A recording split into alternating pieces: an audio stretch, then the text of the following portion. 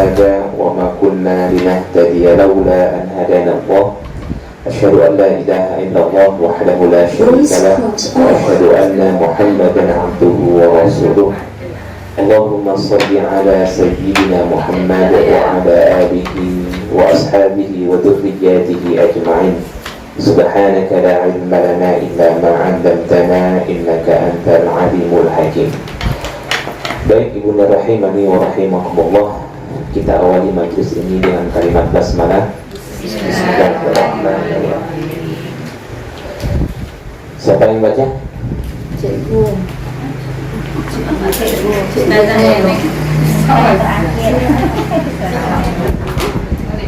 Yang paling dari saya.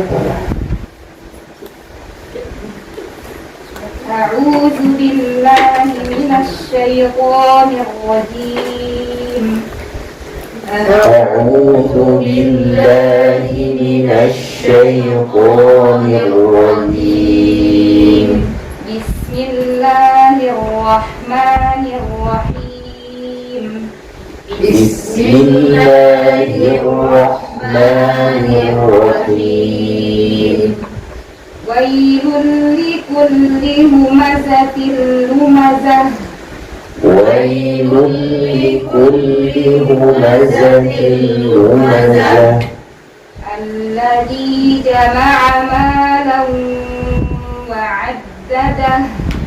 Alladzi jama'a malan wa 'addadah. Yahsabu anna malahu akhladah. Yahsabu anna malahu akhladah. Kalla layunbadanna fil hukumah.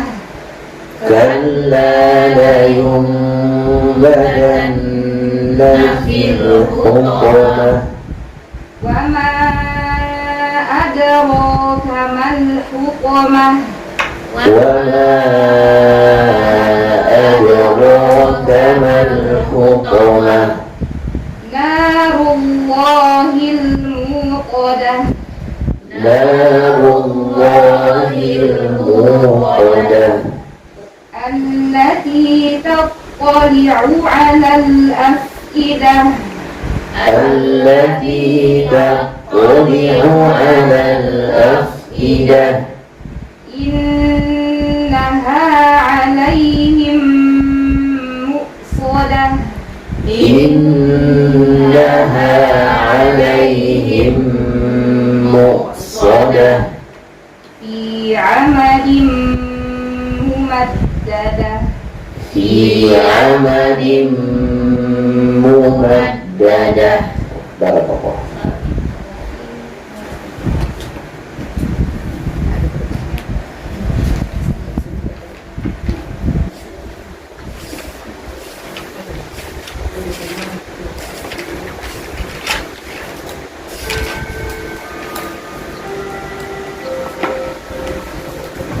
Baik. Pertama, surah ini tergolong surah Makkiyah.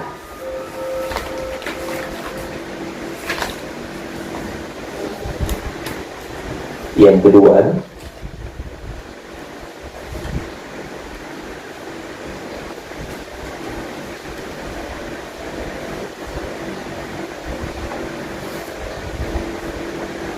pokok pembicaraan dalam surah ini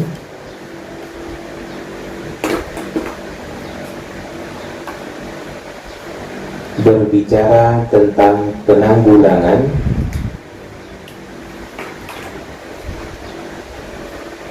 permasalahan, berbicara tentang penanggulangan permasalahan akhlak yang sulit disembuhkan di kalangan manusia, yang sulit disembuhkan di kalangan manusia,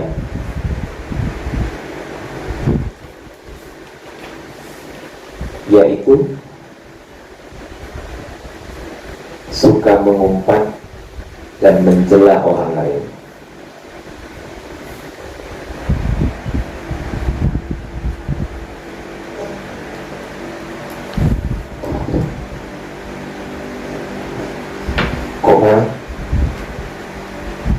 serta pemberitahuan atau ancaman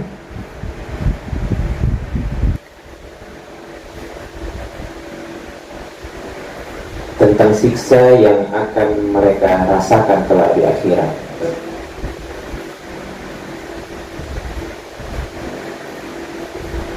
Tentang sisi Yang akan mereka rasakan kelak di akhirat. Yang ketiga, sebab turunnya surah.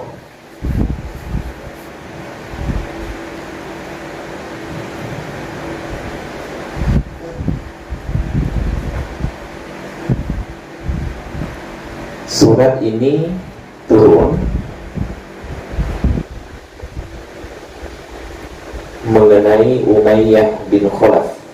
Umayyah bin Khalaf.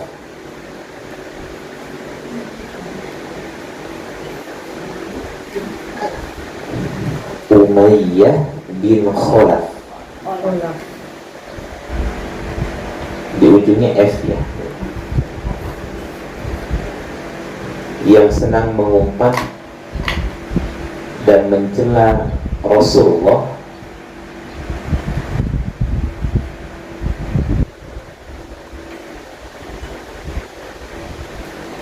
serta sahabat-sahabat.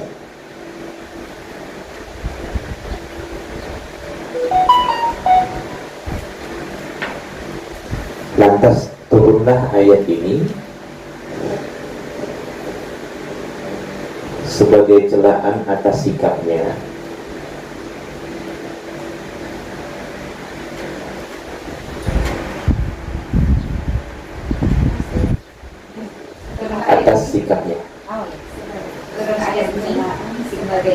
ayat ini sebagai celaan atas sikapnya, yakni pada mengumpat dan mencela Nabi dan para sahabat. Umayyah bin Khalaf ini sudah nggak ditulis. Umayyah bin Khalaf ini salah satu tokoh kafir Quraisy. Jadi sama halnya seperti Abdul Uzza, yakni Abu Lahab, kemudian Amr bin Hisham. Siapa Amr bin Hisham? Abu Jahal. Amr bin Hisham gelarnya Abu Jahal. Abdul Uzza gelarnya Abu Lahab. Baik, kita lanjutkan. Kita masuk tafsir dan tadabbur.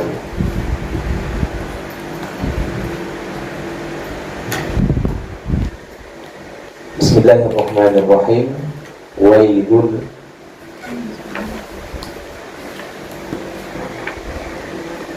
Baik, satu kata dulu. Wail.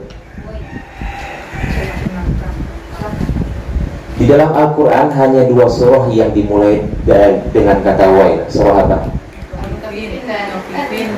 Surah Al-Mutaffifin dan surah Al-Mumazzah. Kalau di surah Al-Mutaffifin Allah mencela siapa? Orang yang curang. Baik, wail maknanya sangat banyak ya Bunda. Bisa kehinaan,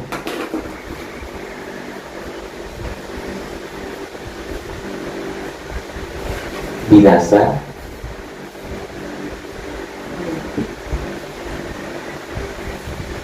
hancur,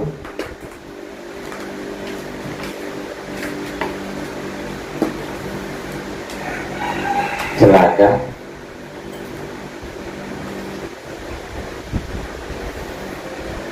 rugi besar.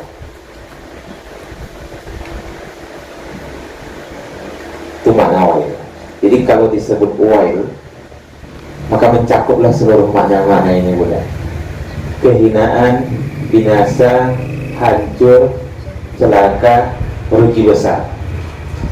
Pada intinya, kata ini menunjukkan kemurkaan Allah Subhanahu wa ta'ala. Kemurkaan Allah Subhanahu wa ta'ala.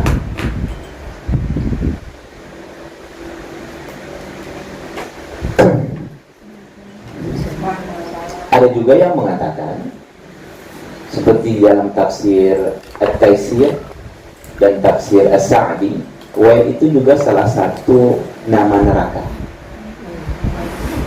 Salah satu nama neraka.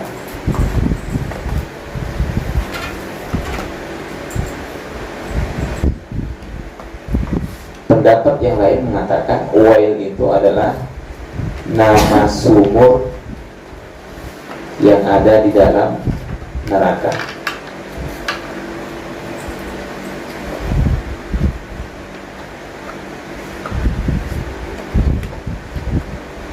Namun konteks ayat ini Bunda, ya.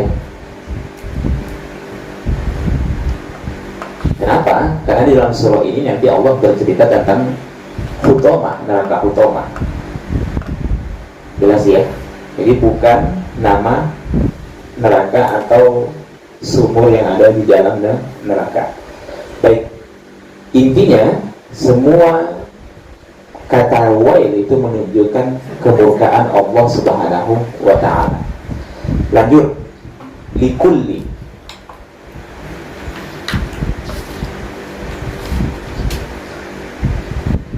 Likulli bagi setiap atau segala. Apa yang Bunda pahami kalau diksi yang dipakai likulli atau kullun atau kulli, kulla, berarti tidak ada pengecualian. Apapun backgroundnya, apapun latar belakangnya, mau dia ustadz, mau dia kiai, mau dia habib, mau dia ustadzah, mau dia kaya, ataupun dia miskin, itu maksud likulli. Jelas ya? Setiap siapa? Humazatin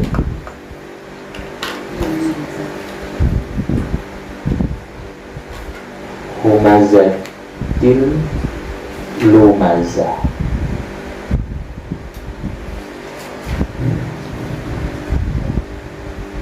Baik, bagi setiap humazah dan lumazah nanti akan kita jelaskan. Jadi mau dia habib, mau dia kiai, mau dia ustadz, siapapun itu, kayakah dia, miskinkah dia, kalau dia humazah dan lumazah, Allah janjikan pasti dia hina, binasa, hancur, celaka, rugi besar. Itu maksudnya. Jelas ya? Nah, sekarang kita lanjutkan, apa makna humazah dan lumazah. Sekilas kalau kita melihat terjemahnya, humazah apa? Pengumpat. Lumazah apa beda pengumpat dan menjelah?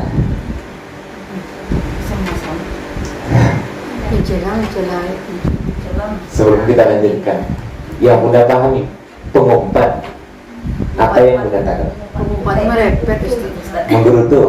Kalau pencelah, apa beda mencaci dengan mengumpat?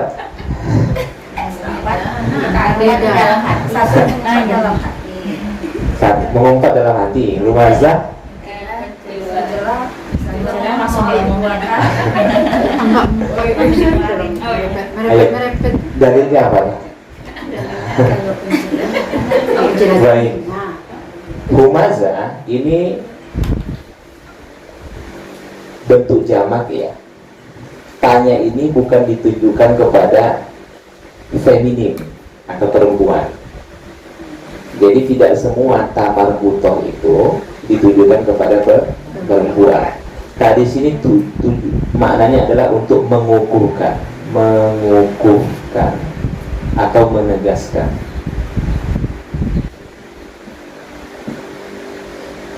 Jadi jangan sampai dipahami berarti Ustaz yang suka mengumpat itu perempuan. Nah, karena ada tamar butoh gitu, tidak ya. Tadi sini tujuan untuk mengukuhkan atau menegaskan. Samalah halnya seperti al-malaika. Malaikat perempuan atau laki-laki?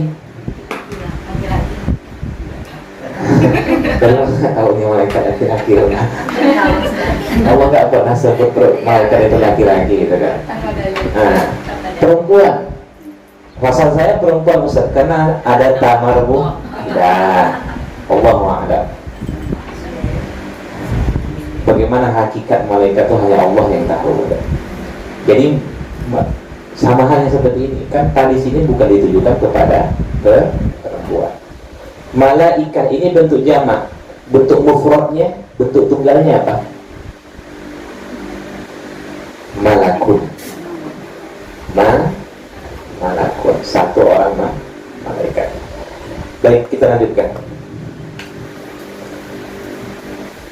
Humaza ini terambil, ini bentuk jamak, isim nakiroh namanya.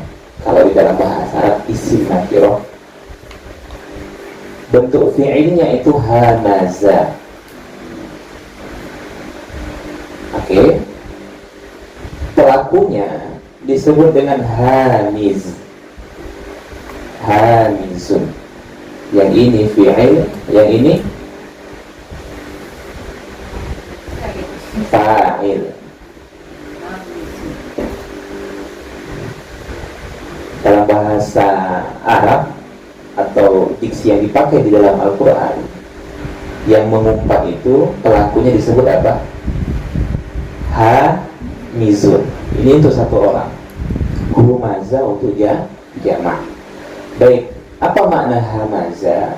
Secara bahasa dulu artinya memecah. Memecah.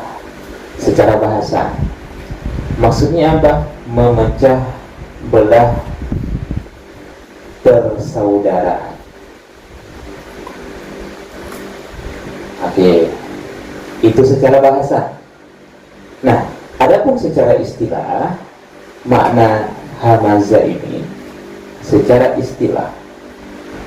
Kalau di dalam karya ilmiah, secara istilah itu secara apa namanya? Etimologi atau terminologi. Dulu kuliah kan Bunda? Secara bahasa itu namanya etimologi. Kalau istilah terminologi. Nah, secara istilah makna humazah itu merendahkan orang lain. Ini kita ambil satu pendapat yang pertama dulu. Ini pendapat Ibnu Katsir ya. Pendapat Ibnu Katsir. Kita kemukakan dua pendapat pada kesempatan ini. Pendapat Ibnu Katsir dan pendapat Ibnu Abbas. Nah, kita dahulukan yang pendapat Ibnu Katsir. Makna humazah adalah merendahkan orang lain atau menjatuhkan harga diri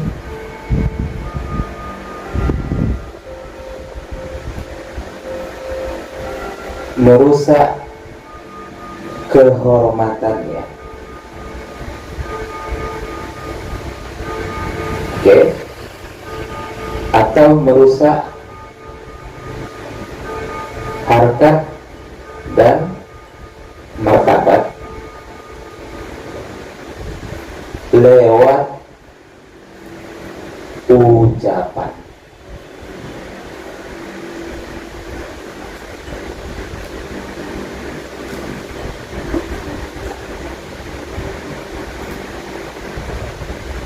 Merendahkan orang lain, menjatuhkan harga diri, merusak kehormatannya, merusak harkat dan martabatnya lewat ucapan. Oke. Lumaza definisinya sama, tapi perbedaannya di mana? Lewat perbuatan. Itu lewat perbuatan. Oke, paham dulu sampai sini? Kalau lumaza tadi apa? Merendahkan orang lain lewat ucapan. Kalau lumaza lewat perbuatan. Ini pendapat Ibnu Katsir. Sedangkan pendapat Ibnu Abbas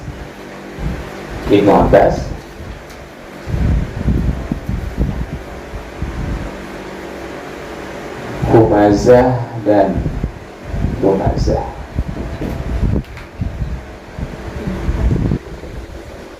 Kita pahami dulu, lumazah itu bentuk fi'ilnya dari kata la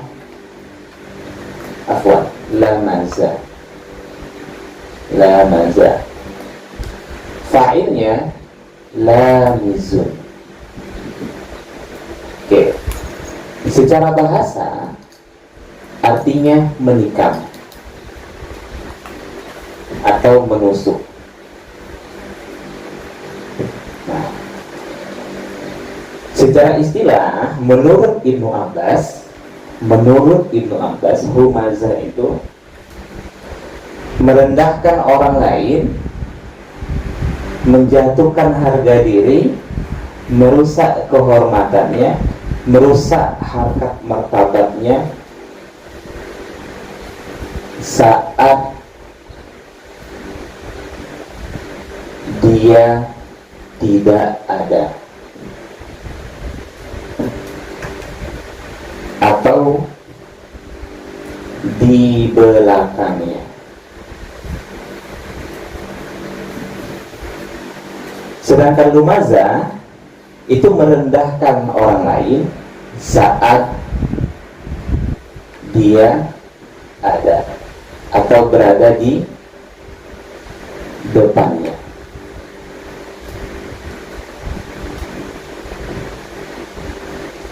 Sudah paham? Yang dipakai di dalam tafsir itu, di dalam terjemah ini dia, pendapat Ibnu Abbas. Jadi yang dimaksud mengumpat itu adalah membicarakan orang lain di saat dia tidak ada. Ghibah. Sedangkan lumazah merendahkan orang lain saat dia ada. Nah, paham ya? Sekarang kita kembali ke pendapat Ibnu Katsir dulu. Berarti dia dalam bentuk ucapan dua-duanya ya? Kalau itu Abbas? Iya.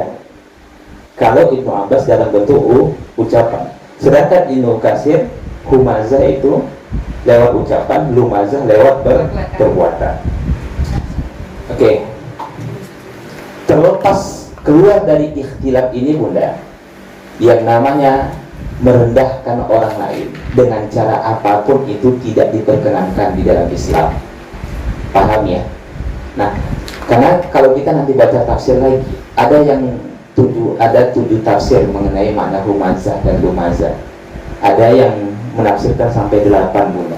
Tapi pada kesimpulannya esensinya sama, yakni merendahkan orang lain. Nah, namun pendapat yang masyhur dua ini, Ibnu Katsir dan Ibnu Abbas,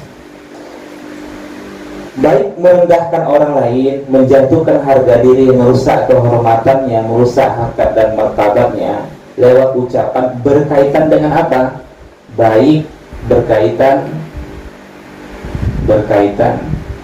dengan fisik. Yang kedua, akal. Yang ketiga, harta. Yang keempat, keluarga. Yang kelima, agama.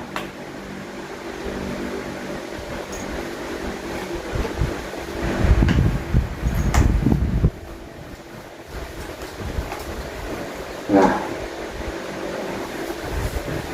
berkaitan dengan fisik, akal, harta, keluarga, agama.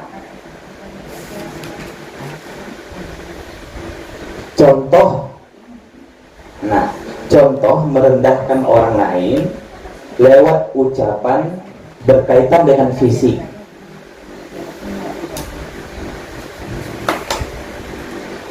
Contoh merendahkan orang lain lewat ucapan berkaitan dengan fisik. Apa itu? Nah, dengan body shaming, seperti menyebut pincang, hitam, apalagi gendul. Nah, Apalagi sumbing, hidung, telinga, aneh ya. Pesek macam-macam lah itu bunda. Tujuannya untuk merendahkan orang lain. Jelas ya. Itu berkaitan dengan fisik. Jelas. Dan itu termasuk dosa besar. Kenapa dosa besar? Karena di dalam surat ini Allah memberikan ancamannya masuk neraka.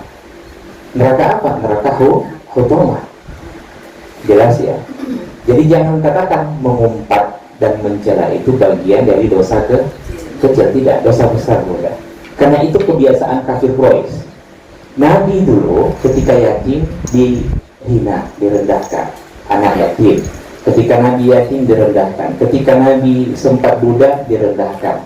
Ketika Nabi dulu miskin, mengalami kesulitan dari segi finansialnya, itu direndahkan. Serta sahabat-sahabat yang lainnya. Sahabat-sahabat Rasulullah SAW yang notabene-nya banyak berasal dari budak, itu direndahkan oleh kafir Quraisy. Jadi mengumpat dan mencela itu kebiasaan kafir Quraisy. Paham ya? Mengumpat dan mencela kebiasaan kafir Quraisy. Oke. Ketika Rasulullah SAW menyampaikan kebaikan, Nabi dikatakan apa? Aneh. Ketika Nabi menyampaikan surga dan neraka, Nabi dikatakan gila. Itu kan bagian dari mengumpat dan mencela. Bedanya di mana? Kalau kita mengikut pendapat Ibnu Abbas, ada kalanya di saat di depan Nabi memang langsung dicela. Ada kalanya di belakang Nabi direndahkan. Nah, berkaitan dengan akal. Sebutkan contoh merendahkan orang lain berkaitan dengan akal. Nah, bodoh, idiot, itu dosa besar. Jelas. Harta, miskin. Nah, miskin dan sejenisnya, kere juga lah mudah. Itu humazah. Jelas ya. Keluarga, merendahkan keluarganya, menjatuhkan harga diri keluarganya, yang dapat merusak kehormatan keluarganya, apapun itu bentuknya, baik itu ucapan, aibnya dibongkar dan lain sebagainya, itu namanya humazah. Jelas, sudah paham? Oke. Bahkan keluarga sendiri tidak boleh, apalagi orang lain. Jelas ya. Agama atau amal. Sebutkan contohnya.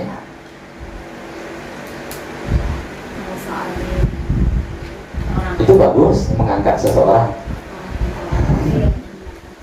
Ini merendahkan, merusak harkat martabatnya, menjatuhkan kehormatannya. Dengan mengatakan apa? Dia tidak sholat, tidak pernah ke masjid, tidak puasa. Oke. Namun dengan catatan harus dipahami, ketika dia melanggar syariat Allah yang dia langgar itu secara terang-terangan, maka Islam malah menganjurkan untuk menyampaikan keburukannya. Paham ya? Secara terang-terangan, dia memang ahli maksiat, terang-terangan dia melakukan kemungkaran, ya kan? Sepanjang dia melakukan kemungkaran itu dengan sembunyi-sembunyi, ingat, sepanjang seseorang melakukan kemungkaran dengan sembunyi-sembunyi, maka kita tidak boleh membicarakan aibnya, kecuali 4 perkara. Oke, saya ulang biar paham. Yang pertama tadi, ketika dia melakukan kemungkaran itu secara terang-terangan, Islam menganjurkan untuk menyampaikan keburukan. Contohnya apa? Dia dikenal pelacur, ya kan? Jangan disebut PSK lagi, pelacur. Paham ya benar? Apalagi dia memang dikenal oleh masyarakat banyak peminum khamar atau penjudi. Nah, berkaitan ketika dia melakukan kemaksiatan, namun kemaksiatan yang dia lakukan itu secara sembunyi-sembunyi, maka Islam tidak boleh membicarakan aibnya kecuali 4 kondisi. Oke. Pertama, meminta fatwa. Boleh. Maksudnya meminta fatwa bagaimana? Saya berikan contoh sederhana. Seorang istri mengadu kepada orang lain, itu meminta fatwa bahwasanya bahwasanya si fulan telah melakukan hal yang demikian kepada saya. Oke. Bagaimana status hukum yang dia lakukan itu? Paham ya, Bunda? Itu meminta fatwa, itu boleh. Yang kedua,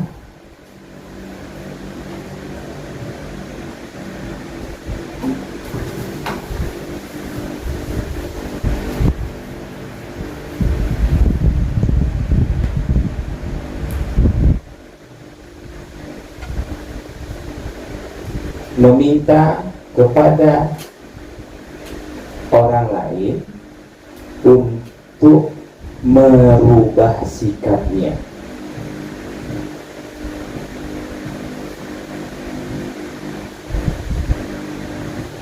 Minta kepada sesepuh Buddha, untuk menasihatinya. Maka pada saat itu kita boleh menyampaikan keburukannya. Jelas? Yang ketiga,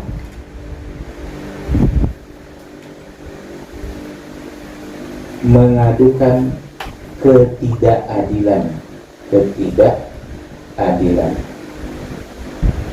yang dilakukannya.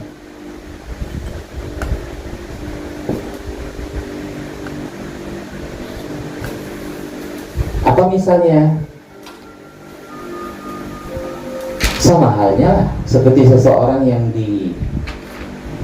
mohon maaf diperkosa, contoh. Lantas dia mengadu atas ketidakadilan yang dilakukan oleh seseorang, kemana? Ya, baik itu ke tokoh masyarakat, baik itu ke pengadilan dan lain sebagainya, itu boleh. Jelas? Kemudian yang keempat,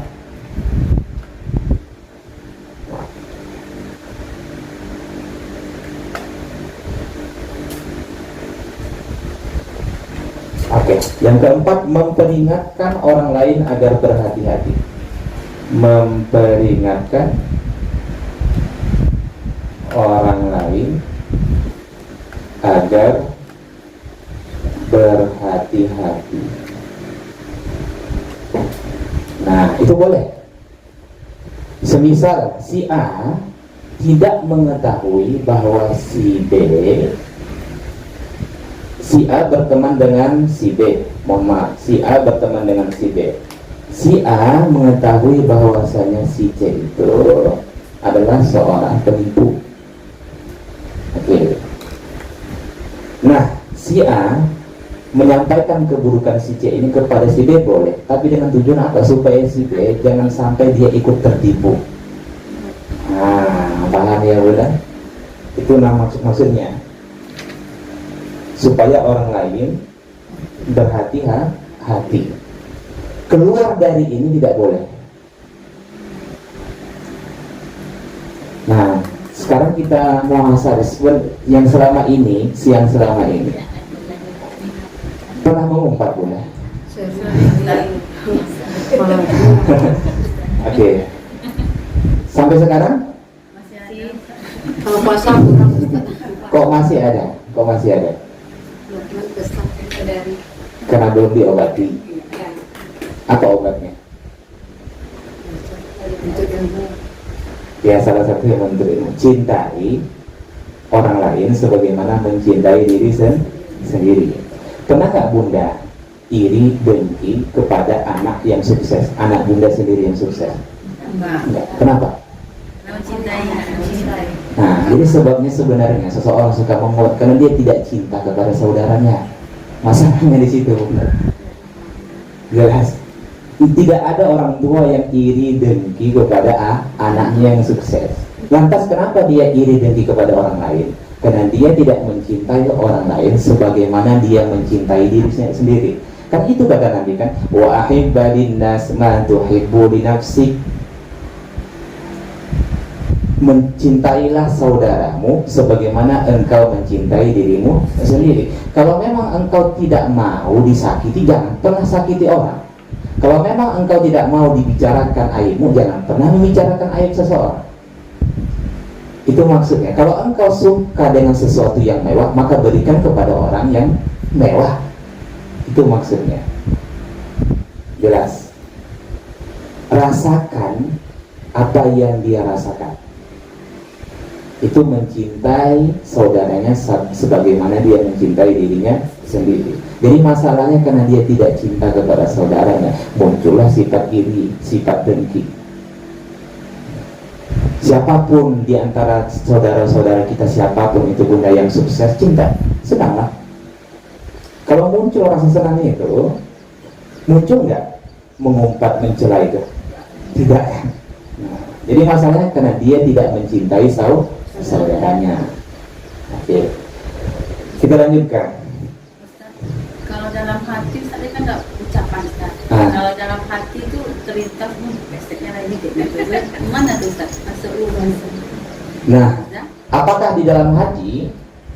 Ingat bunda ya, segala perkara apapun yang ada di dalam hati nanti di akhirat akan dihisab. Tapi apakah dihitung dosa? Tidak. Sehingga itu bukan bagian dari humazah. Jelas ya bunda? Atau lumazah. Tapi itu menunjukkan, tapi kalau sifat itu terus menerus ada di dalam hatinya, hati-hati, itu menandakan hatinya kotor. Hati kotor itu dada sempit malas untuk beribadah. Nah, jelas ya bunda. Karena kalau di dalam hati kan nggak didengar dia kan. Nah, jelas. Oke, jelas. Jadi baik berkaitan dengan fisik, akal, harta, keluarga, agama. Kalau dia terang-terangan melakukan kemaksiatan, maka boleh menyebutkan keburukannya. Tapi ingat, hanya keburukan yang kita tahu atau yang dikenal. Jangan sebutkan keburukan yang lainnya. Kadang ini umpamanya ada seorang artis begitu kan, mohon maaf, seorang artis dia melakukan satu keburukan, tapi netizen itu pun dari komentarnya yang inilah, yang ini entah dari mana munculnya itu. Yang tukang zina lah, tukang khamar lah, tukang selingkuh lah, macam-macam lah. Padahal yang dia tahu hanya satu. Nggak boleh.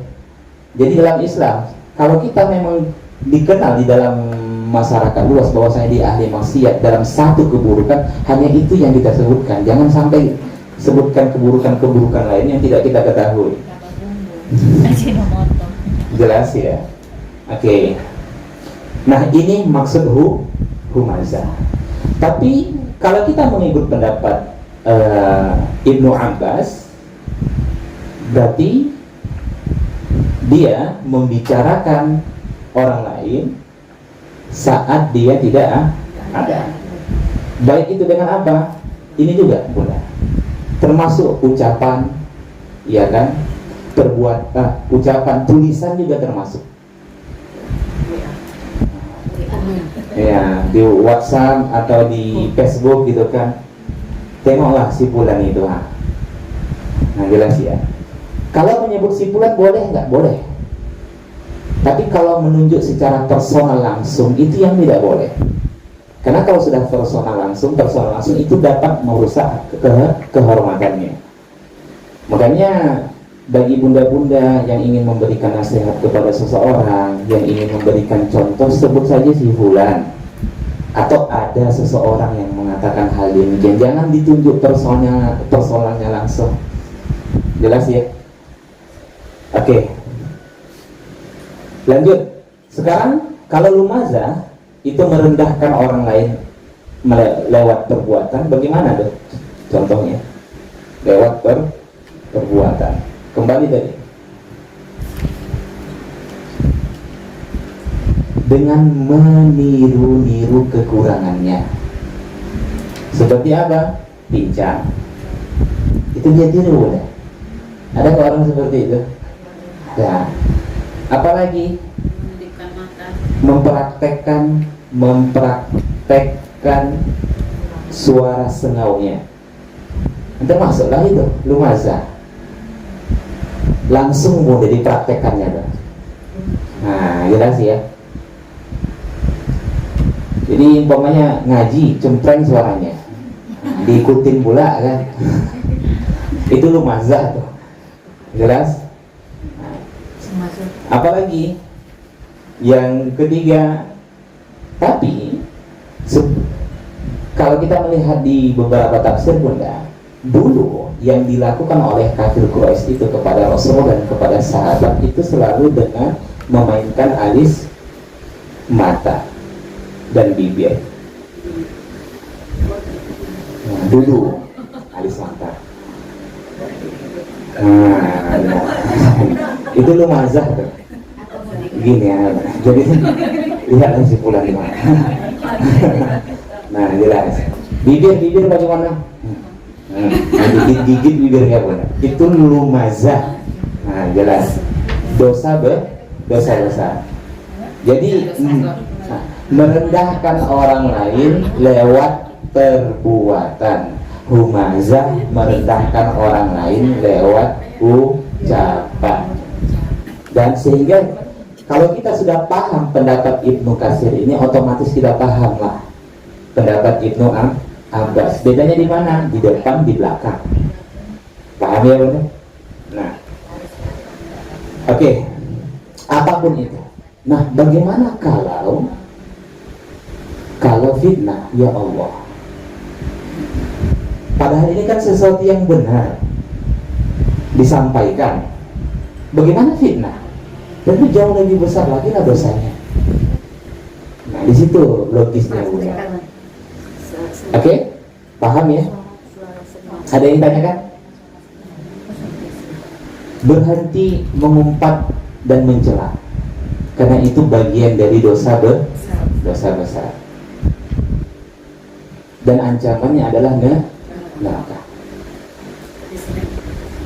Makanya tadi di awal kita sebutkan penanggulangan sikap akhlak yang sulit disembuhkan oleh di tengah-tengah masyarakat. Kenapa? Kadang tanpa disadari, ya kan? Bahkan kadang suami sendiri pun. Tujuannya tidak ada, bukan untuk meminta fatwa, bukan untuk mengadukan ketidakadilan, KDRT gitu misalnya. Apalagi bukan untuk merubah sikap suaminya. Yang penting, Ustaz, saya mengeluarkan itu supaya keluar saja. Daripada dipendam di dalam hati gitu kan, lebih baik keluar. Tapi keluarnya kepada orang yang tujuannya keluar dari yang keempat itu tidak boleh. Kan biasa perempuannya yang penting keluar nih. Terserah Ustaz, entah siapa pun mendengar. Mudahnya begini, dia tahu tuh temannya sebenarnya tidak bisa memberikan solusi, memberikan nasihat kepada si fulan, pasangannya tidak bisa, ataupun memberikan fatwa kepada dirinya supaya dia bersahabat menyikapi sosok seperti ini. Dia tidak tahu tuh. Dia yakin temannya nggak bisa seperti itu. Lantas dia keluarkan tuh, pastilah keluar dari yang empat itu kan. Pasti mudah. Dia tahu temannya, ini kawannya sebenarnya kalau saya mengadu bukan menyelesaikan masalah, nambah masalah, tapi nggak apa-apa lah. Yang penting keluar saja unek-unek ini. Nah, jelas ya. Kalau yang kita anggap bisa memberi solusi itu, boleh ya Ustaz? Yang kita anggap orang itu bisa memberi solusi. Iya, Bisa. itu kan keluar dari, itu kan malah bagian dari empat tadi. Meminta fatwa. Nah, seperti datanglah ke psikologi dan lain sebagainya kan. Boleh. bunda, suami saya seperti ini Ustaz, suami saya seperti ini dok, gitu kan, dan lain sebagainya. Itu boleh. Termasuk nih bagi bunda-bunda yang punya anak dan lain sebagainya, anak pun tidak boleh, kecuali dengan tujuan untuk meminta fatwa, minta solusi, ingin merubah, tolonglah Ustaz, bantu untuk menasehati dia, sampaikan keburukannya, itu boleh. Tapi kalau tidak ada tujuan itu jangan. Itu sudah bagian dari rumazah. Jelas? Ada yang tanyakan? Banyak kena kami. Hah? Banyak kena. Taubat bunda. Nah, Dimasuk dosa besar. dosa besar, mengumpat dosa besar. Sepakat. Kenapa? Karena ancamannya neraka. Dan hebatnya lagi, begitu detailnya Allah menyebutkan apa siksaan bagi pengumpat dan pencela itu kan. Nanti lihat nanti pada ayat terakhir. Oke? Nah.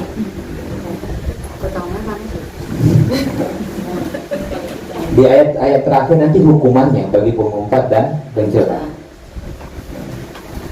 Sebab mereka masuk neraka, ya ini, suka mengumpat dan mencela.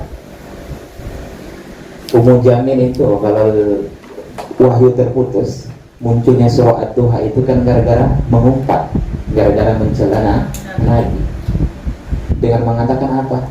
Hai Muhammad, kasihan ya, kamu ditinggalkan oleh setanmu, dengan menunjukkan kepada Allah Subhanahu wa Ta'ala dan malaikat Jibril, menunjukkan wahyu terputus bunda selama 40 hari lamanya. Iya kan? Yang tiap hari itu didengar oleh Ummu Jamil. Ketika turun Al-Quran, Nabi menyampaikan itu. Walaupun sebenarnya Ummu Jamil tidak menerima nasihat-nasihat itu. Sampailah suatu ketika wahyu terputus, Nabi tidak menyampaikan dakwah. Iya kan? Sampai-sampai Ummu Jamil, istrinya ular, mengatakan, sesungguhnya engkau telah ditinggalkan oleh setanmu. Setan menunjukkan malaikat Jibril itu setan. Oke, tapi orang sekarang lebih parah daripada itu bunda. Bukan lagi setan, semuanya iblis. Memang dasar kamu iblis, laknatullah alaih. Tambah pula ada yang mengatakan memang jahanam lah kamu ya. Tapi seperti itu bunda. Nah, langsung diponisnya ke jahanam. Oke, hati-hati. Ini biasanya banyaknya pada perempuan. Apalagi perempuan itu nggak kerja, taunya di rumah gitu kan, akhirnya suka. Nah, bunda sendiri yang ngomong gitu. Baik.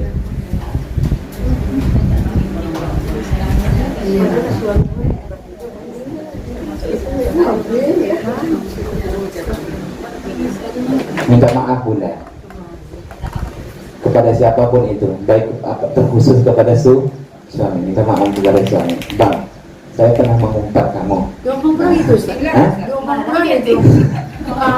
Perang dunia keempat. Apa bunda? Perang dunia keempat. Kalau dirasa suaminya mau mendengar, mau menerima, kalau tidak bangsanya emosian gitu, lebih baik janganlah. Jadi kita Ada beda harus. minta maaf dan batin dan sebenar hati. Nah, oke. Baik, kita lanjutkan. Kenapa ya terjadi? Alladzi jama'a malan wa 'addadahu. Alladzi yang jama'a mengumpulkan malan harta. Malan itu sebenarnya secara bahasa condong.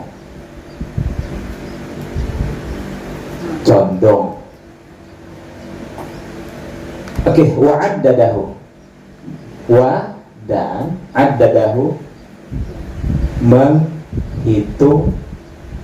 hitungnya.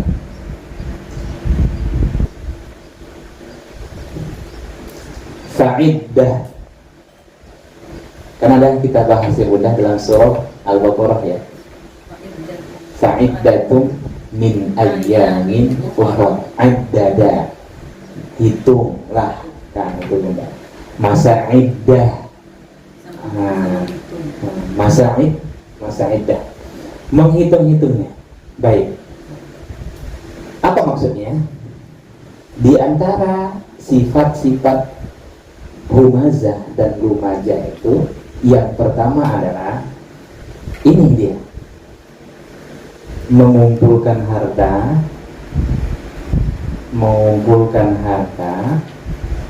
dan menghitungnya.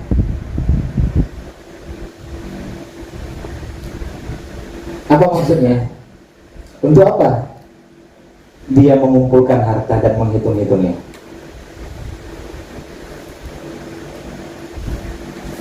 Saya tanya nih, Bunda, biasanya kalau mengumpulkan harta kemudian dihitung-hitung sudah berapa ya? Tujuannya untuk apa? Boleh emas gitu. Oke. Bedanya dulu Umayyah bin Khalaf serta para pemuka kafir Quraisy yang lainnya, kebiasaan mereka mengumpulkan harta dan menghitung-hitungnya. Ini maksudnya sebenarnya majas mubalaghah. Jadi majas hiperbola, Bunda. Maksudnya adalah mengumpulkan harta, menghitung-hitungnya. Setelah dia tahu jumlahnya dan banyak,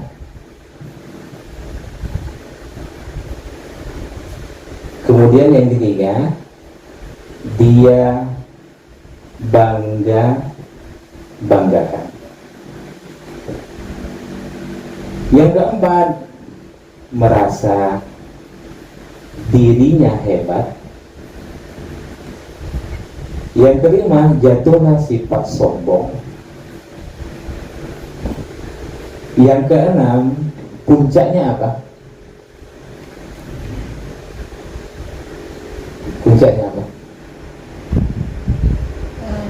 Kalau taunya dalam hidup ini, Bunda, hanya mengumpulkan harta, kemudian dia hitung-hitung, kira-kira sudah banyak nggak nolnya? Setelah itu, apa? Dia bangga-banggakan dengan jumlah yang begitu banyak tersebut, kemudian merasa dirinya hebat, muncullah sifat sombong. Puncaknya apa? Subhanallah, puncaknya ini lumazah. Itu maksudnya. Jadi kalau orang sudah merasa dirinya hebat, suka merendahkan orang lain, itu maksudnya, jelas ya. Puncaknya suka merendahkan orang lain. Kenapa dia merendahkan orang lain? Karena merasa dirinya hebat. Jelas ya, Bunda? Paham? Jadi Allah memberitahukan kenapa munculnya sifat humazah dan lumazah itu. Ini dia, tahunya dalam hidup ini adalah mengumpulkan harta dengan jumlah yang begitu banyak. Kemudian setelah itu dia bangga-banggakan, muncullah merasa dirinya hebat, sombong, sehingga suka merendahkan orang lain. Ini sebabnya, Bunda. Yang ayat pertama, penyakitnya. Jelas ya, sebab timbulnya penyakit itu. Jelas? Bukan berarti nggak boleh menghitung-hitung, Bunda. Umpamanya ngecek saldo gitu kan haram, tidak, bukan begitu ya. Nah, jangan pula nanti setelah belajar dari sini nggak mau saya ngecek saldo rekening saya. Soalnya alladzi jama'a malan wa addada, mengumpulkan harta dan menghitung-hitungnya. Tidak. Sampai pada tahap ini, kalau suka merendahkan orang lain, maka puncaknya apa? Suka merendahkan orang, maka muncullah sifat selanjutnya. Yang ketujuh apa? Lalai dalam beribadah. Nah itu, orang yang sibuk dengan harta pasti lalai dalam beribadah, Bunda. Oke. Yang kedelapan apa? Sudah pasti bakhil. Bakhil. Kenapa bakhil? Sayang. Orang yang bakhil itu dia pahami, kalau saya mengeluarkan harta maka uang saya berkurang. Kalau uang saya berkurang maka berkuranglah kemuliaan saya. Nah, paham ya Bunda? Itu pemikiran orang kafir Quraisy.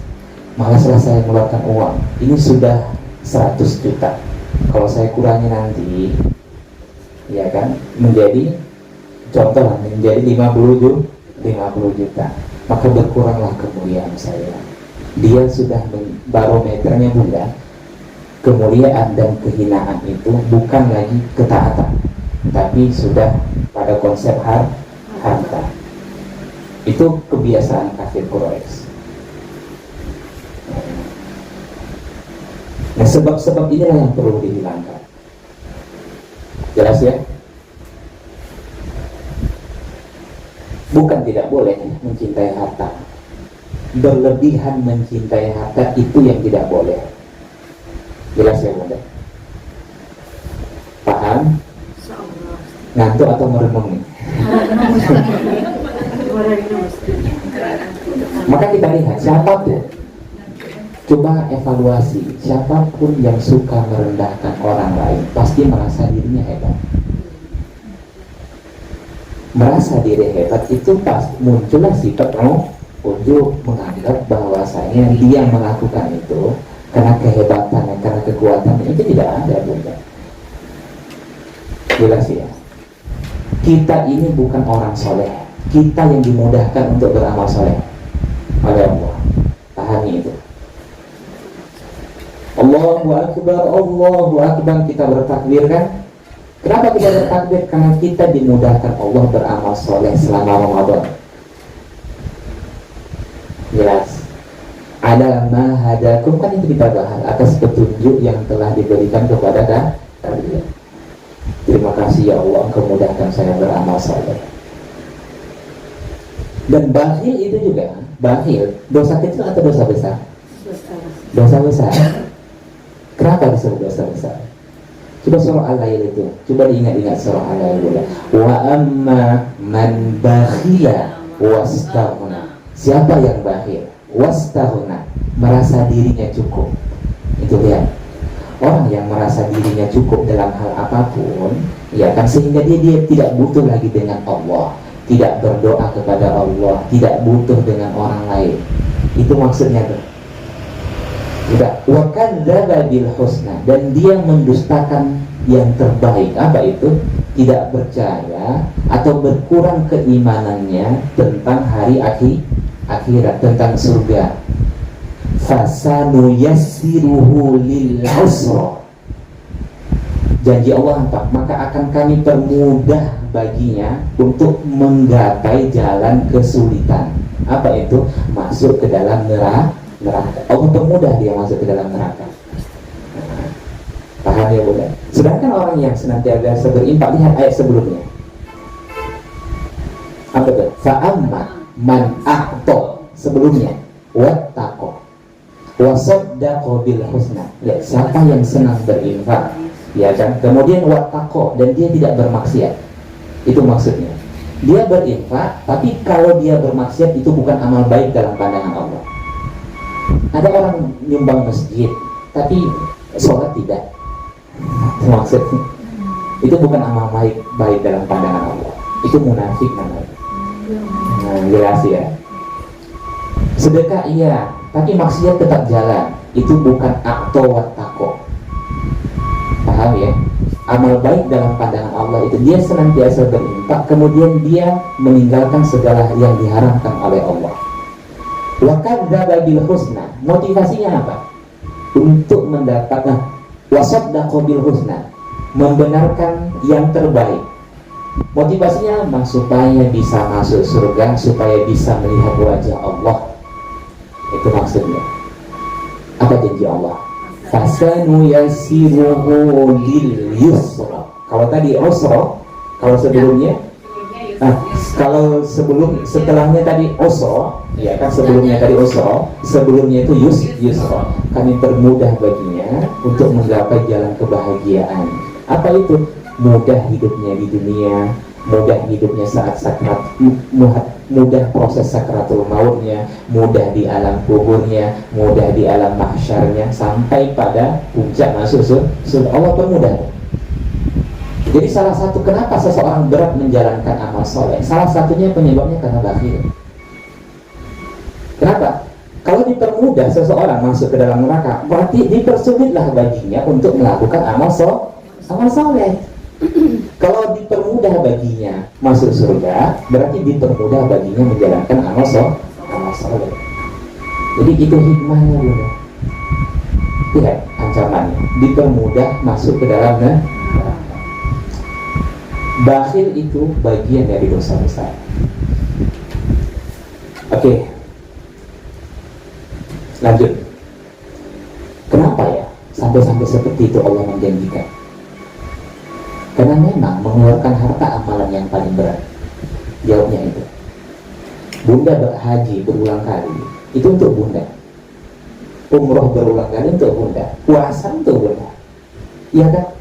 Tapi zakat, sedekah, infak itu untuk orang lain. Itu yang membuat susah itu, sehingga itulah amalan yang terbaik. Nggak hebat kamu berulang kali haji, nggak hebat. Kamu pingin ke sana untuk dirimu sendiri. Tapi di saat kamu pergi pagi pulang pagi, kamu cari tuh harta kamu kumpulkan, lantas kamu keluarkan untuk orang lain. Itu yang hebat itu. Paham ya Bunda? Sehingga balasannya sampai seperti itu. Jelas? Nah, lanjut.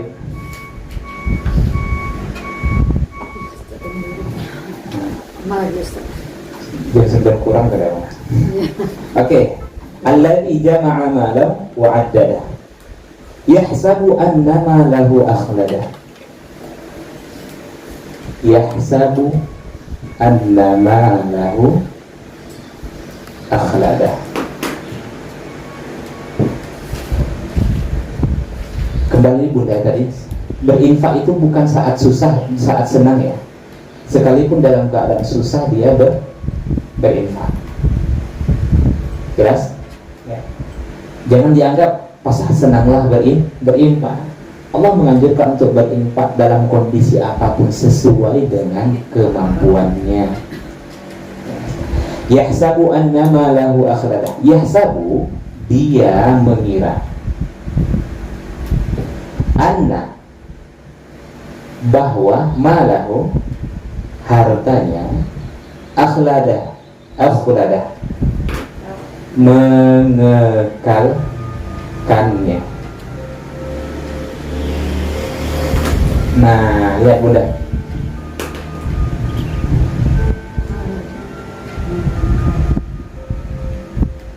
Karena kebodohannya, paradigmanya, mindset dia Bunda, harta itu dapat mengekalkannya. Maksudnya apa di sini? Dia menganggap dengan harta dapat menambah umurnya. Oke, yang kedua, dengan harta menjadi sebab dia bertahan hidup.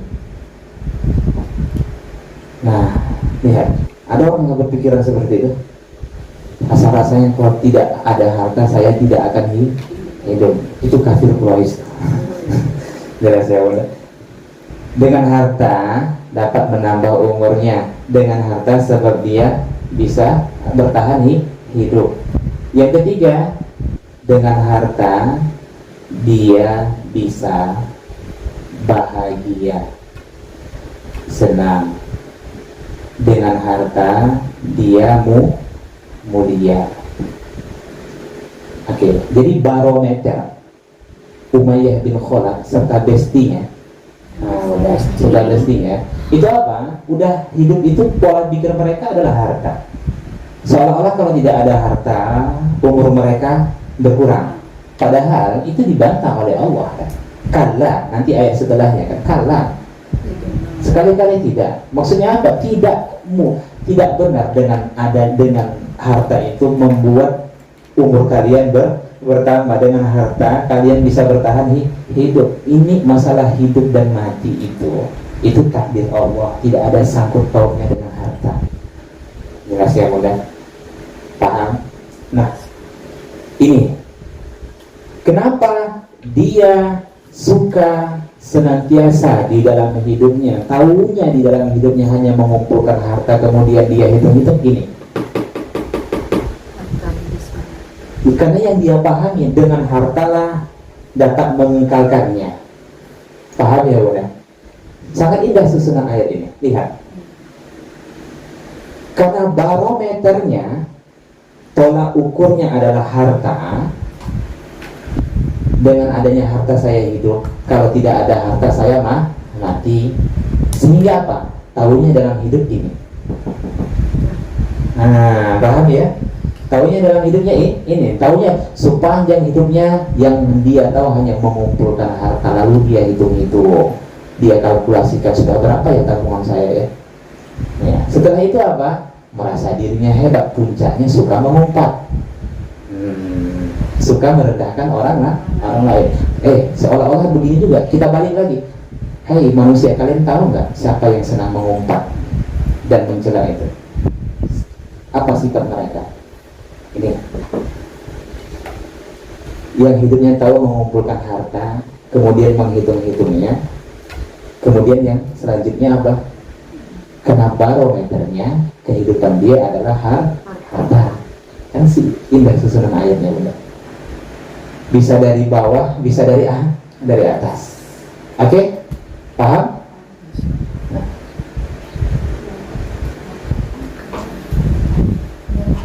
Lanjut. Dengan harta dapat menambah umurnya. Dengan harta sebab dia bertahan hidup.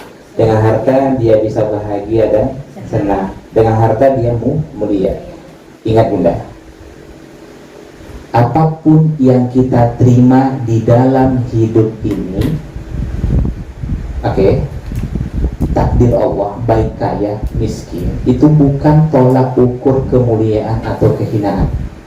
Saya ulang kembali, apapun yang kita terima di dalam hidup ini, itu bukan tolak ukur kemuliaan atau kehinaan. Paham ya? Terus Ustaz, kaya saya Ustaz, miskin saya Ustaz, sehat saya Ustaz, sakit saya Ustaz, itu sebenarnya apa? Ujian. Ingat Bunda, ujian. Berapa kali kita diuji? Nah, sepanjang hidup Bunda. Dalam sehari semalam berapa jam kita diuji? 24 jam. Ada orang ngomong gini, kasihanlah tetangga tuh ya, susah kali lah hidupnya.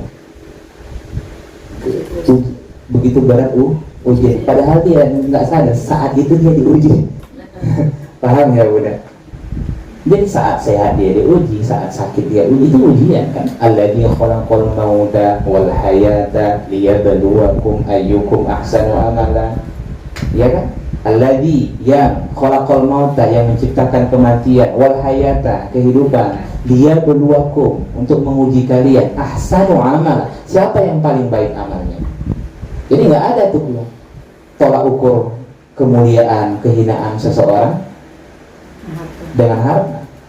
Sakit, sehat juga bukan tolak ukur Allah menghinakannya atau Allah memuliakannya. Jangan kata sehat, ya Allah, berarti Allah sedang memuliakannya. Sakit, Allah sedang. Nabi Ayub 18 tahun sakit Bunda. Apakah Allah menghinakan Nabi Ayub? Tidak. Fir'aun sehat terus. Apakah Allah memuliakannya? Tidak. Ya kan? Apalah dosanya dia sampai mati, sampai ditelan buaya. Nabi Yunus ditelan ikan. Apalah dosanya yang sampai 16 tahun sakit? Tidak, kan Allah ingin menghinakannya. Itu ujian. Jelas? Oke. Lanjut. Cepat Bunda. Yahsabu anna ma lahu akhlada.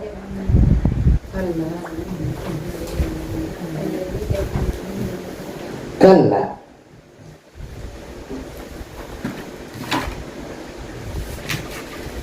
Kalau apa? Sekali-kali tidak. Jangan pernah sama sekali. Jangan begitu. Ini kalimat bantahan. Kalimat bantahan dari Allah. Apa yang Allah bantah? Orang yang tahunya hidupnya hanya mengumpulkan harta, barometer kehidupannya harta, sampai-sampai senang merendahkan orang lain. Jangan pernah lakukan itu. Itu maksudnya.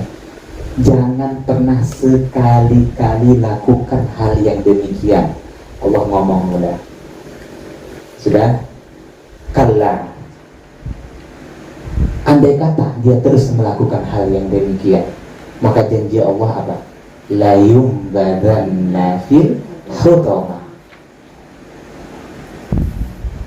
Layun badan nafil khutama.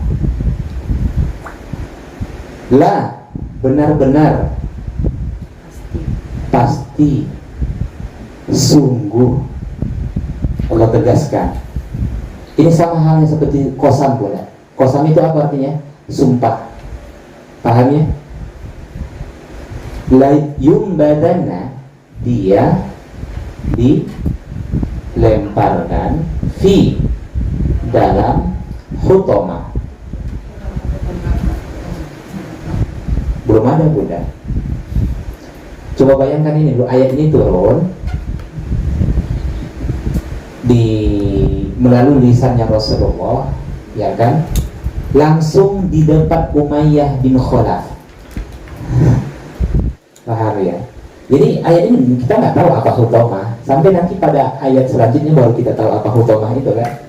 Nah, hutomah itu secara bahasa hutomun. Ada yang mengatakan hatomun. Hutomun artinya menghancurkan, atau hancur luluh. Pernah memblender buah? Nah, orang Arab kalau buah itu kondisinya sudah hancur, orang Arab menyebutnya hutomun. Paham ya? Oke. Sekarang lanjut. Wa ma adraka mal hutamah. Nah, wa ma adraka mal hutamah. Dan apakah engkau tahu apa itu hutamah? Kan kita tidak tahu apa yang berarti secara bahasa apa? Apakah engkau tahu apa yang menghancurkanmu? Paham ya? Apakah engkau tahu apa yang menghancurkanmu? Allah jawab.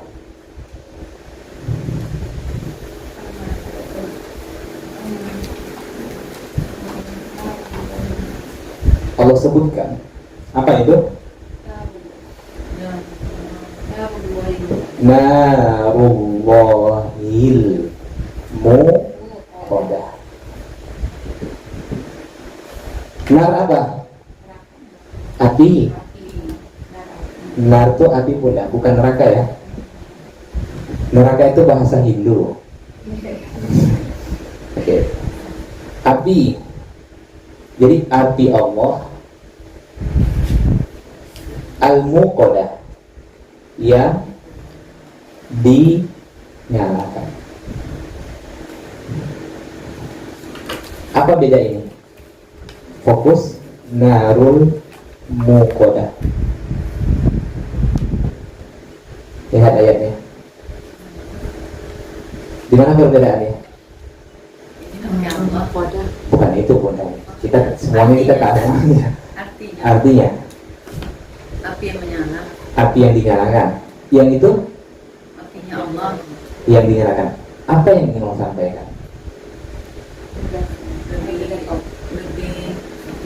Subhanallah. Allah ingin mengajarkan kepada kita, membimbing kita bahwasannya api yang akan mengazab humazah dan lumazah itu bukan api yang pernah dirasakan oleh manusia. Itu maksudnya. Jelas ya. Makanya kata api itu disandarkan kepada Allah. Maksudnya api tersebut bukanlah api yang pernah dirasakan oleh manusia.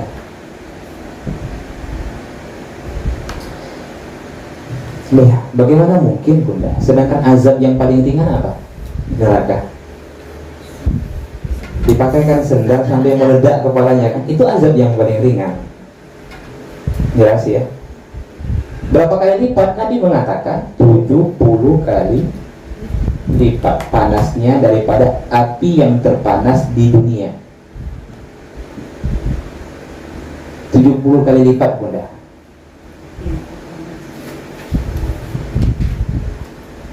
Makanya tidak samalah seperti panasnya api di dunia. Jelas ya? 70 kali lipat. Yang dinyalakan maksudnya apa? Sudah dinyalakan sejak penciptaan alam semesta. Sejak penciptaan alam semesta dipanaskan setiap 1000 tahun. Dipanaskan setiap 1000 tahun. Ini hadis sahih Bunda. Dipanaskan setiap 1000 tahun. Sampai-sampai api itu berubah menjadi hitam pekat.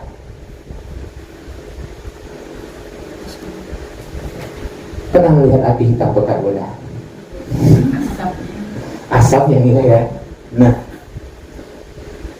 dan nanti digambarkan di dalam surah At-Takwir. Nanti digambarkan surah At-Takwir ketika manusia ingin dimasukkan ke dalam neraka, kembali api itu ditambah panasnya. Itu disebutkan di dalam surah At-Takwir. Oke.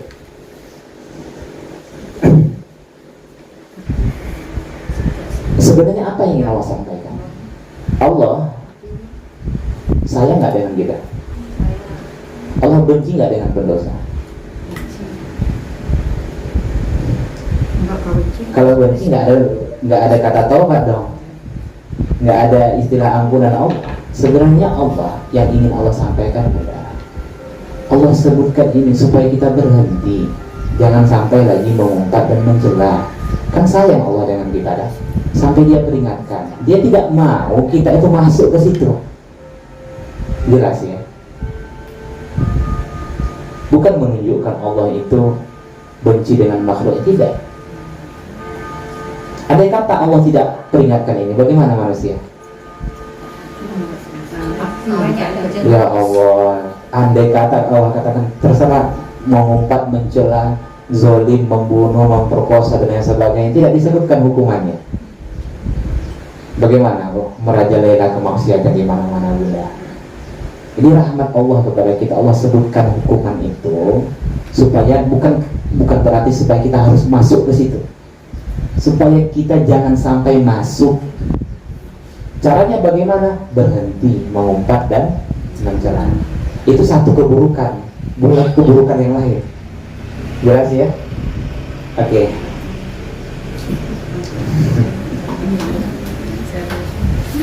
Belum lagi dosa yang lain ya Bunda. Satunya.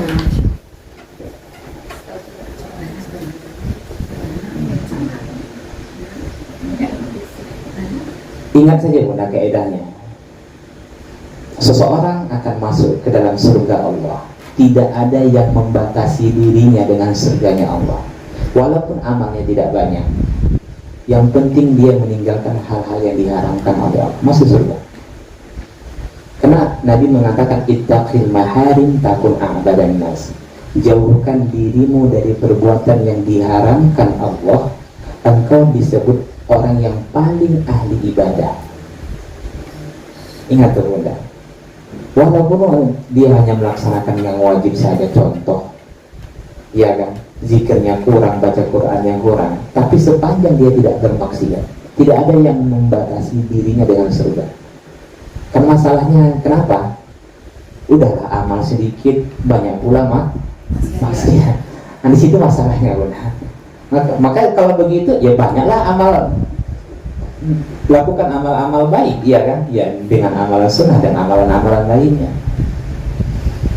Oke. Kan mudah kan? Yang penting tidak bermaksiat. Mudah nggak ya? Yang penting tidak bermaksiat. Nah, oke. Lanjut. Narullahil muqadah. Lanjut. Allati tattali'u alal afidah.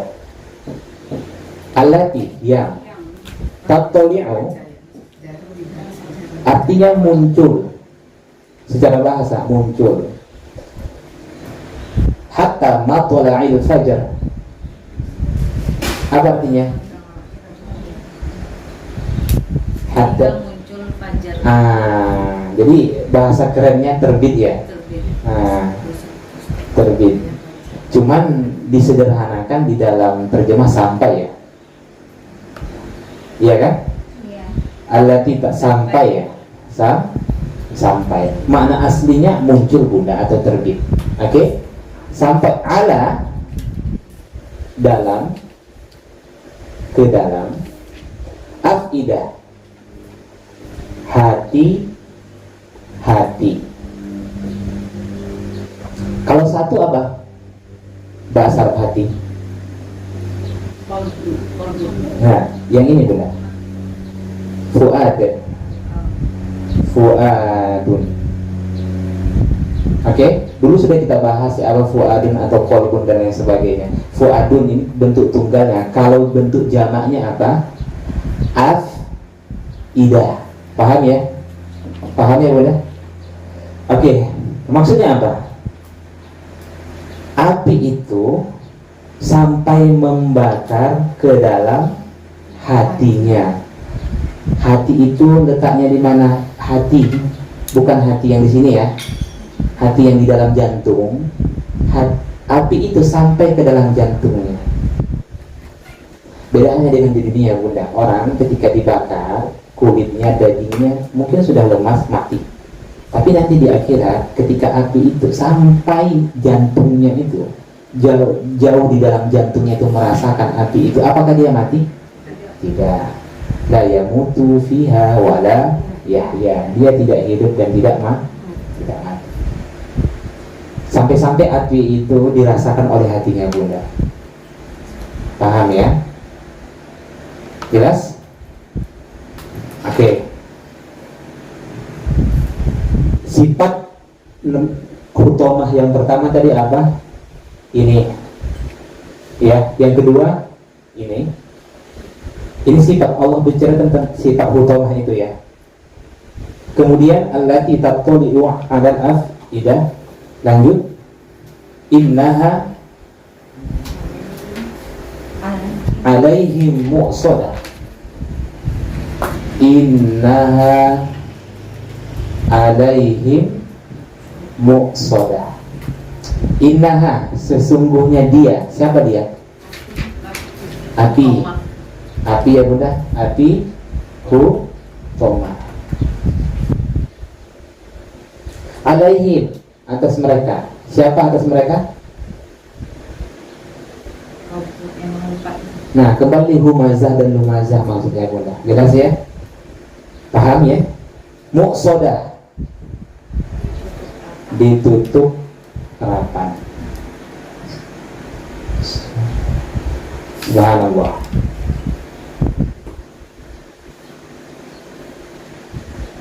Dia dibakar bunda di dalam neraka. Oke, dia dibakar di dalam neraka. Tidak ada sedikit pun celah udara yang masuk ke dalam neraka itu.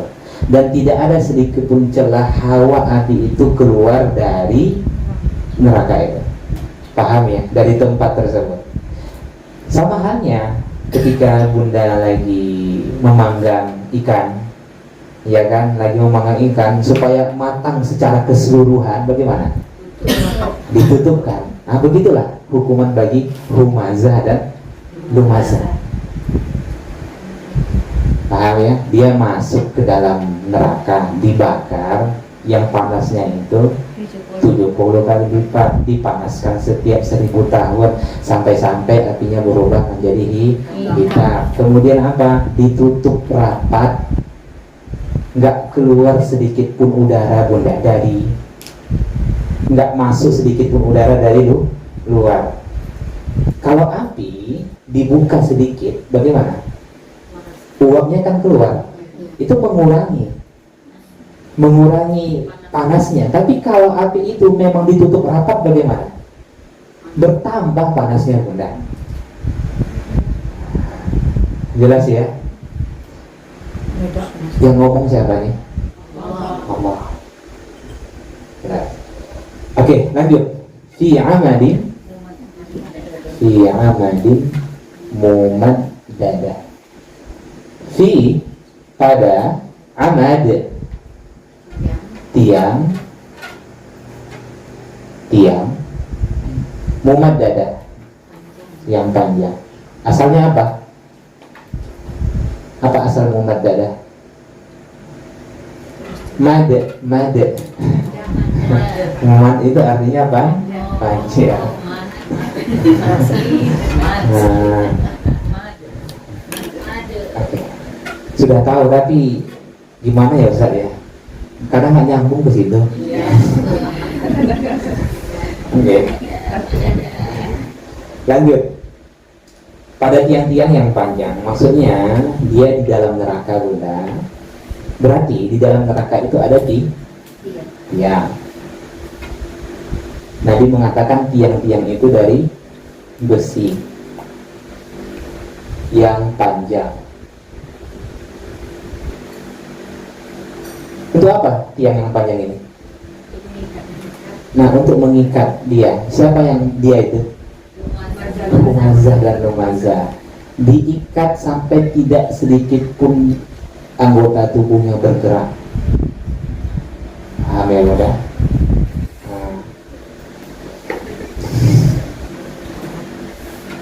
Ada tong besi di bawah api kayu bakar, kemudian manusia itu masuk ke dalam tong besi itu, kemudian dia diikat, kemudian ditutup rapat. Bagaimana tuh? Nah, sekarang memazah rumahnya dosa kecil atau dosa besar? Sepakat ya?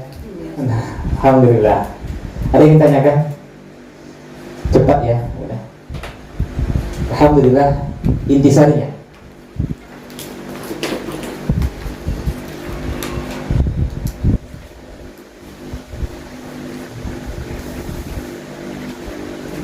kalau kita putus nanti bunda, nyambung nanti setelah liburan lupa lagi kan?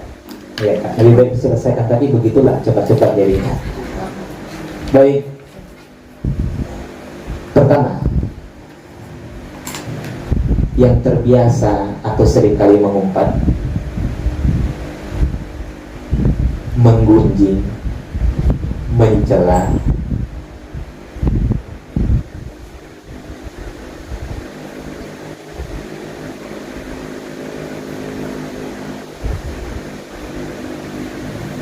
terancam siksa yang berat.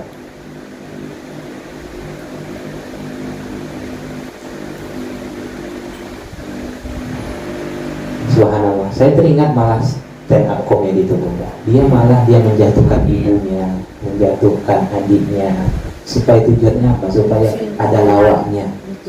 Ya Allah, ya. Anehnya yang nonton itu ketawa. Nah, paham ya? Anehnya yang nonton itu ketawa, dia terbahak-bahak.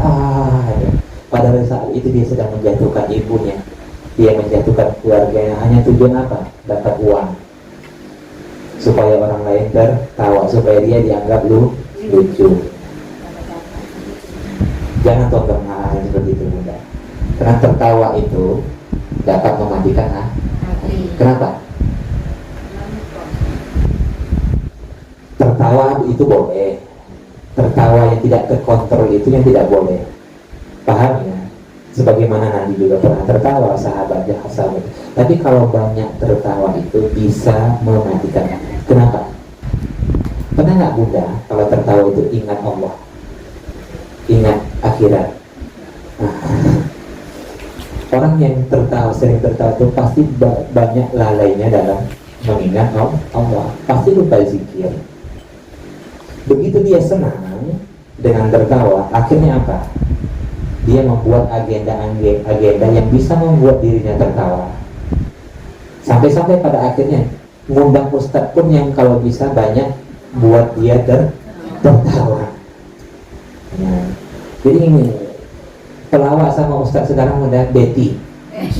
Nah, beda tipis ya. Iya kan? Karena kalau ceramah-ceramah di kampung ini, nggak usah lah. Ustadznya seru sekali, nggak ada lawaknya, nggak usah undang lagi tahun depan maulid. Nah, akhirnya jamaahnya udah 20 tahun ngaji takbir akbar itu aja tahu. Nah, nggak tahu dia apa arti al-fatihah, nggak tahu apa arti an-nas, ya kan? Yang tahu yang penting ada lawaknya ustadznya. Jelas. Menghadiri pengajian harusnya mengingat Allah, tapi malah menjauhkan dirinya dari mengingat Allah. Itu yang ditinggalkan oleh penuntut ilmu saat ini. Paham ya enggak? Oke, lanjut. Kedua, tidak dibenarkan membicarakan keburukan orang lain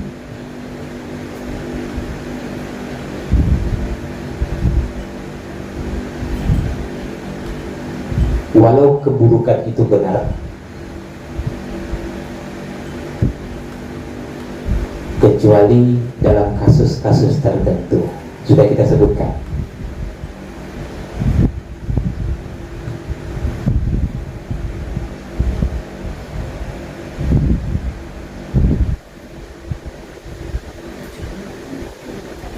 Keburukan. Oke. Di dalam surah ini juga mengajarkan kepada kita, tak perlu ditulis di dalam surah ini, tak perlu ditulis benar. Menimbun harta itu sesuatu yang diharamkan dalam Islam. Menimbun harta sesuatu yang diharamkan dalam Islam. Dicatat benar. Jangan dilihat lagi. Ya di awal baru tidak diingat. Menimbun harta itu sesuatu yang diharamkan dalam Islam. Apa maksud menimbun harta? Tidak dia keluarkan mudah. Kalau orang tujuannya menabung, tidak ada target, tidak punya target, yang penting tabungannya banyak, itu haram dalam Islam. Ingat loh. Bunda kan sudah pernah belajar fikih kan? Menimbun harta itu kan haram dalam Islam. Itu namanya di dalam fikih muamalah ihtikar. Nah ini biasa nih, mau bulan Ramadan ditumpuk, ya kan? Dulu barang itu nanti setelah itu baru dikeluarkan. Akhirnya meludak jadi mahal. Para pedagang-pedagang itu haram, telah melakukan dosa besar. Demikian juga kita yang banyak rekening saldonya tapi nggak dikeluarkan, cukup cuma supaya nyaman saja tidur gitu. Ada orang yang seperti itu. Pakai alhamdulillah murah tuh. Alhamdulillah sudah 1 M. Nah, nyaman dia tidur. Itu aja pikirannya mudah. Padahal sebenarnya saat itu dia sedang berdosa. Kenapa? Itu kan merusak kemaslahatan manusia. Coba kalau semua orang menabung, bagaimana maju perekonomian? Iya kan? Tidak ada perputaran roda perekonomian itu, tidak ada Bunda. Maka susahlah, susah petani, ya kan, dan lain-lainnya. Lanjut, yang keempat.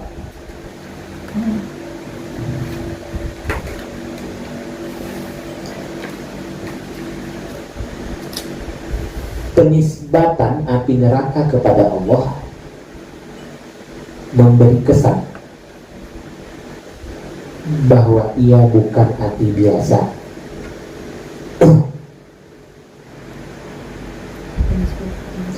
Penisbatan api neraka kepada Allah memberi kesan bahwa ia bukan api biasa. Sudah? Tetapi ia api yang diciptakan Allah khusus untuk para pengumpat dan pencela.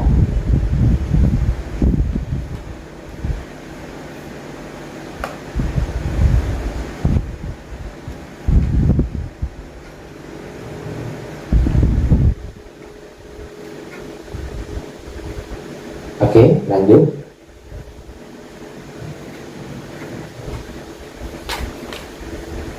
Api sampai membakar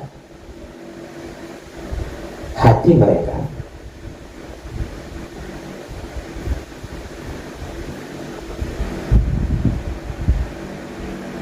Karena hati tersebut, di dalam hati tersebut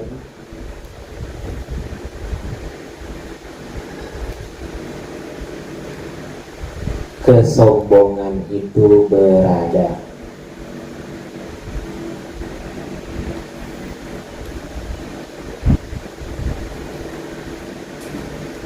Baik, alhamdulillah. Ada yang ditanyakan? Cukup itu. Cukup, tapi mau Gak cukup sebenarnya. iya terus mau Alhamdulillah. mau nanya. Terus kalau ada mau ditanya taubat, kan taubat artinya nggak mau lagi mengulangi, itu bisa terhapus dosa-dosa. Kan janji Allah mudah. Innaka antat tawwabur rahim. Yang sering kita baca, Rabbil firli wa tub alayya innaka antat tawwabur. Sesungguhnya Allah itu Maha penerima taubat dan Maha penyayang. Sepanjang manusia itu mau bertobat dan tobat itu nasuha tahu? Murni, maka insya Allah dosa-dosanya akan diampuni oleh Allah Subhanahu wa Ta'ala. Momentum Ramadan ini adalah momentum terbaik untuk bertaubat kepada Allah. Berapa kali Allah memberikan kesempatan agar dosa-dosa kita dihapus dalam Ramadan?